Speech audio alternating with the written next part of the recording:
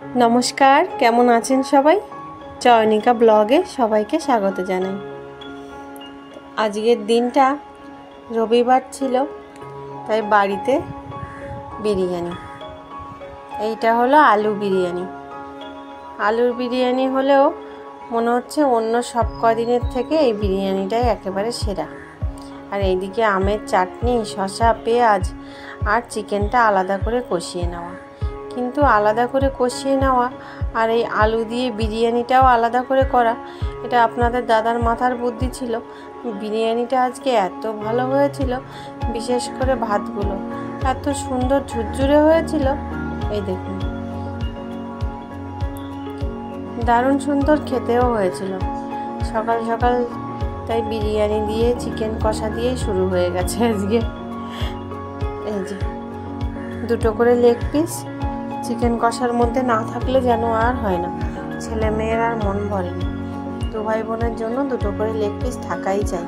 এদিকে শসা, পেঁয়াজ আর এইখানটাতে ধনে পাতা আর আম দিয়ে একটা দারুণ চাটনি করে, এইটা আপনাদের দাদাই করে।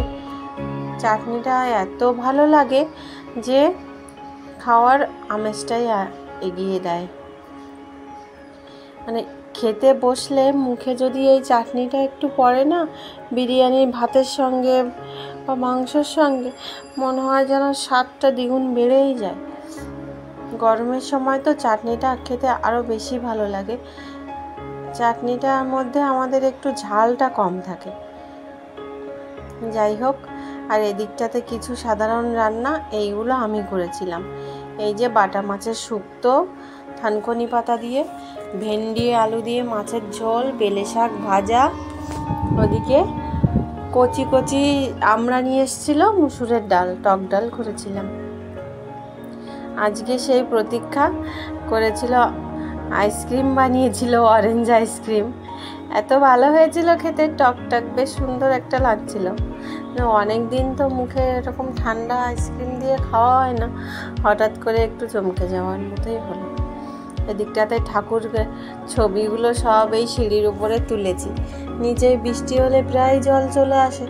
কি করব, কোথায় যে ঠাকুর ঘরটা পাতাবো, জায়গাই খুঁজে পাচ্ছিলাম না। সিঁড়িটার উপরে একটা পুরোনো দিনের টেলিভিশন রয়েছে, যেটা একটা তোয়ালে দিয়ে ঢাকা ছিল, ওইটা দিয়েই আমি বসিয়ে দিয়েছি ঠাকুরটা। এদিকে আবার হঠাৎ করে প্রমিসের জ্বর এলো, দেখলাম চোখটা একেবারে বন্ধ মতন করে একটুখানি চোখটা মেলে রয়েছে, শুয়ে শুয়ে টিভি দেখছিল। এখন অবশ্য টিভিটা বন্ধ করে দিয়েছে।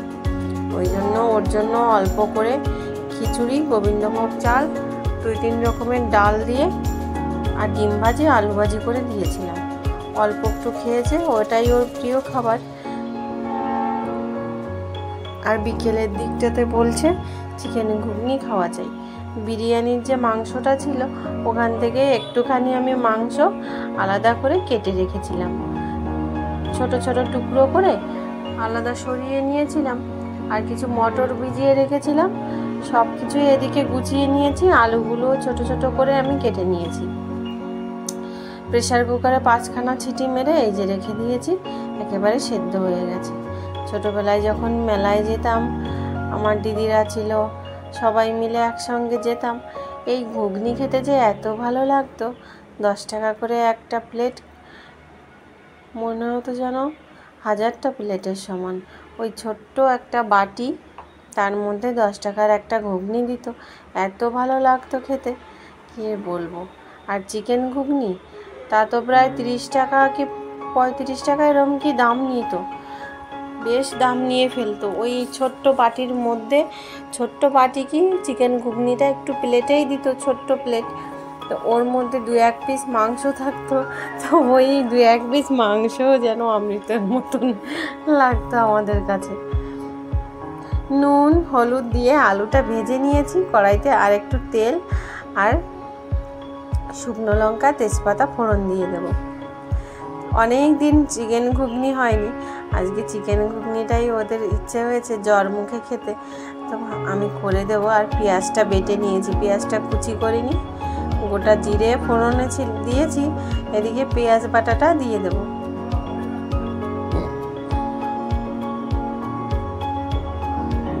পেঁয়াজটা ভালো করে ভেজে নেব। এইদিকে আদা রসুনও বেটে নিয়েছি।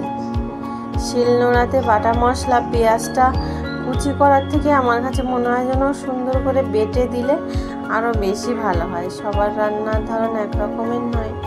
একটু বাটিটা ধুয়ে অল্পখানি জল দিয়ে দিলাম, কষাতে খুব সুবিধা হয়।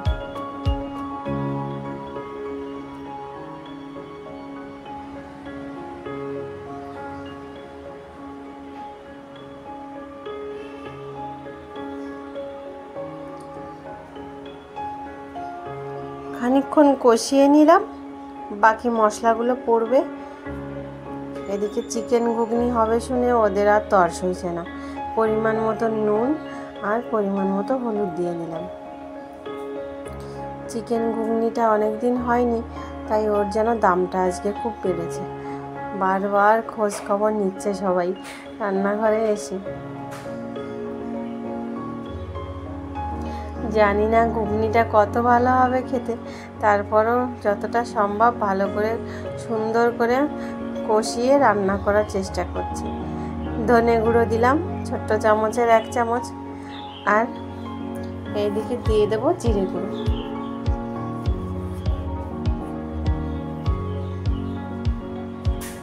কাশ্মীরি লঙ্কার গুঁড়ো,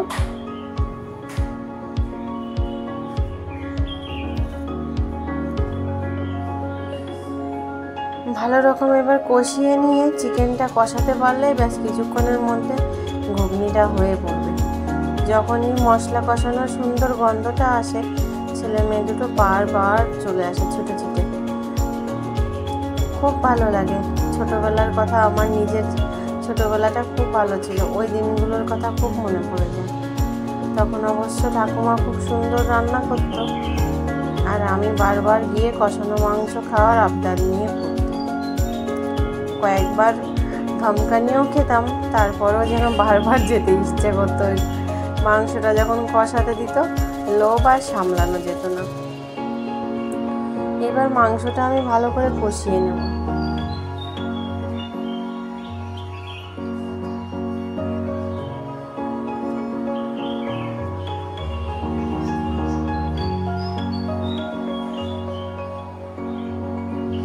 কষাতে কষাতে তেল ছেড়ে এসছে একটু, আর এই যে আলু ভেজে রাখা আলুটাও কষে নেব।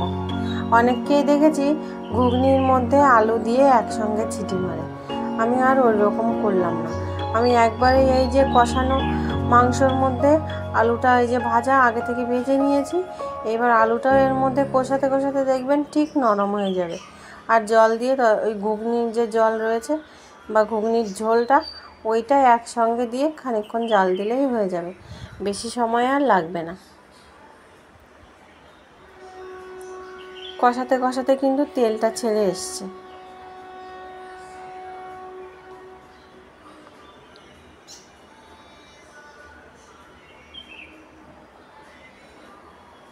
এই দেখুন কি সুন্দর কষানো হয়েছে। ছেলেটা সবে জ্বর একটু পড়েছে, এখনই ওর পেটটায় যেন খিদে খিদে ভাব হয়েছে বেশি। ওই জন্য মনটা বড় তাড়া দিচ্ছে যে কতক্ষণে ঘুগনিটা হবে। মটরগুলো দেখেছেন কি সুন্দর, একটাও কিন্তু গলে পড়েনি, অথচ সেদ্ধ হয়ে আছে, গোটা গোটাই আছে। দোকানে যখন খেতাম তখন তো দেখতাম সব মটরগুলো এইরকম সেদ্ধই রয়েছে, কিন্তু একটাও গলে পড়েনি। আর ওই গলে পড়া ঘুগনিটা একদম ভালোও লাগে না, বেড়ে বেড়ে ডালের মতো লাগে। আর ঘুগনিতে একটু ঝোল না থাকলেও আমার কাছে খুব একটা ভালো লাগে না। বেশ ঝোল ঝোল ঘুগনি হবে, উপর দিয়ে কাঁচা লঙ্কা ছড়িয়ে পড়বে, কাঁচা পেঁয়াজ, আর একটু ওই তেঁতুলগুলা টক জল। গরমের দিনে হেভি লাগতো খেতে, বলতে গেলেই জিভে জল চলে আসবে।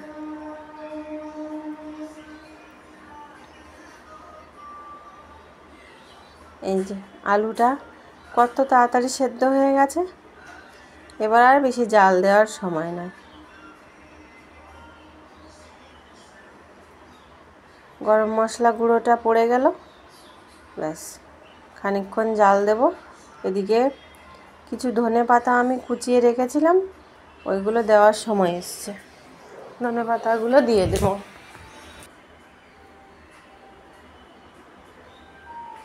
ঘুগনিটা বেশ ঝোলঝোলই আছে, শুকিয়ে যায়নি। আপনাদের দাদাও খুব ভালো রান্না করে ঘুগনিটা, আগে বেশ করতো, কিন্তু উনি আবার ঝোলটা শুকিয়ে ফেলতো।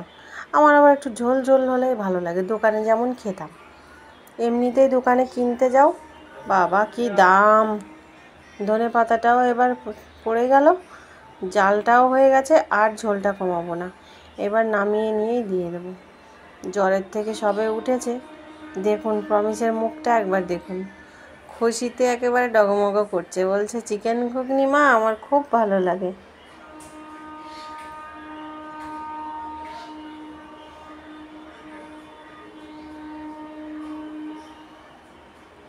উপর দিয়ে যদি একটু তেঁতুল জল ছড়িয়ে দিতে পারতাম তো একেবারে 16 আনা পূর্ণ হতো, কিন্তু সেটি আর হচ্ছে না। এখানে পাতিলেবু কেটে নিয়েছি, দরকার হলে পাতিলেবুর রসটা উপর দিয়ে দিয়ে দেবো। আর এই যে শসা পেঁয়াজগুলো প্রতীক্ষায় কুচি করে রেখেছি। প্রমিসেরটা নিয়ে প্রমিস আর বসলো না, চলে গেল। ওর একটু টিভি দেখতে ইচ্ছে হয়েছে, টিভি দেখতে দেখতে ঘুগনিটা খাবে। প্রতীক্ষাটা বসে রয়েছে,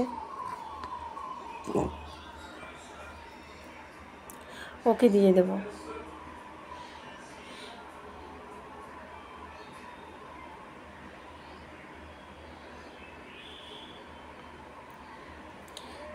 কিছু লুচি মতন বানিয়েছিলাম, ওগুলো আর প্রমিস খেতে চাইলো না। প্রতীক্ষা যদি একটু খায়, অল্প কটা করেছিলাম ছোট ছোট করে।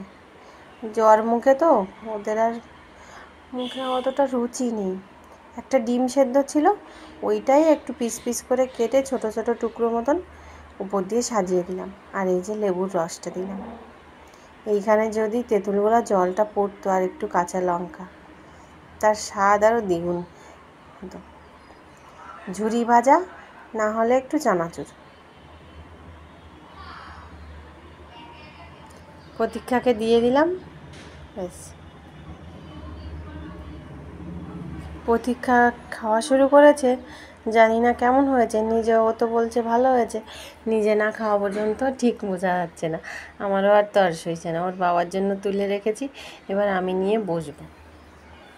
তো আজকে এই অবধি, সবাই অনেক ভালো থাকবেন, সুস্থ থাকবেন, ঈশ্বর সবার মঙ্গল করুন। আর আমার ভিডিওটা ভালো লাগলে লাইক কমেন্ট শেয়ার করবেন, সাবস্ক্রাইব করবেন। নমস্কার।